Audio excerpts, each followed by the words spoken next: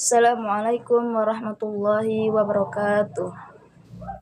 Pertama-tama marilah kita panjatkan puja dan puji syukur kehadirat Allah Subhanahu wa taala yang mana telah melimpahkan rahmat serta karunia sehingga kita dapat berkumpul di pagi yang cerah ini. Salawat serta salam mari kita haturkan kepada junjungan kita Nabi Muhammad sallallahu alaihi wasallam. Semoga kita mendapatkan syafaat yang diambil kelak akhir. Amin amin ya rabbal alamin. Yang terhormat Bunda Eva sebagai Wali Kota Bandar Lampung dan Bapak Abdul sebagai Ketua Masjid Al-Furqan. Izinkan saya ceramah di pagi hari ini yang berjudul Amar Ma'ruf Nahi Munkar. Untuk menjadi umat terbaik, kita semua harus menebar kebaikan dimanapun berada. Untuk menjadi khairu ummah diperlukan syarat-syarat utama, di samping tentunya syarat beriman kepada Allah Subhanahu wa taala. Umat Islam harus berkomitmen menyeru manusia kepada kebaikan, amar ma'ruf, dan mencegah mereka dari kemungkaran, nahi mungkar. Ada di surat Al-Imran yang berbunyi, A'udzu billahi minasyaitonir rajim. Bismillahirrahmanirrahim. Waltakum minkum ummatun yad'una ilal khairi wa ya'muruna bil ma'rufi wa yanhauna 'anil munkar wa ulaika humul muflihun. Yang artinya, dan hendaklah di antara kamu ada segolongan orang yang menyeru kepada kebajikan, menyeru berbuat yang ma'ruf dan mencegah dari yang mungkar, dan mereka itulah orang-orang yang beruntung. Di dalam ayat ini, Allah menggunakan istilah yada'una yang berarti berdakwah kepada kebajikan al-khair, tapi menggunakan istilah amar yang berarti menyeru kepada sesuatu yang bersifat ma'ruf.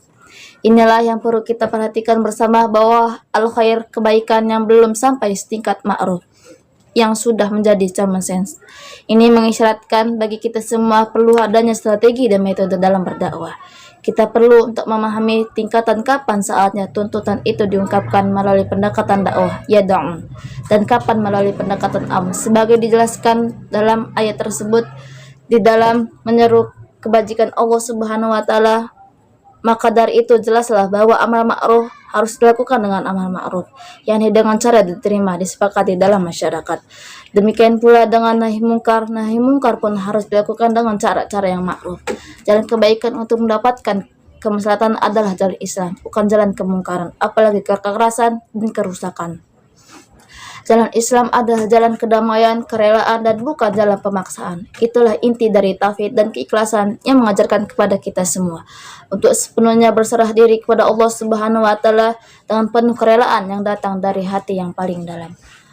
Allah dengan tegas menyeru kita manakala kita masih saja memaksakan kehendak walaupun itu untuk mengajak kepada kebaikan dan mencegah kemungkaran. Ingatlah, tugas kita hanya mengajak, menyampaikan dan berdakwah kepada sementara keimanan itu adalah atas izin Allah Subhanahu wa taala.